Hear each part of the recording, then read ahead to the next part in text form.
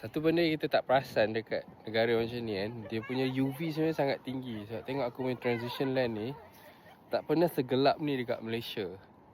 Tapi dalam keadaan redup macam ni pun, ada snow macam ni pun, it is so black. It's blinding. Ayah, I cannot see. It is so weird. Ayah, I cannot see. I cannot see. No wonder kita still dapat Ayah, I cannot like see. so-called sunburn. Very interesting. Sebab sekarang ni rasa macam redup je. Redup. But my transition lens ni, this is transition lens tau. Maksudnya kalau tak ada UV, it's clear.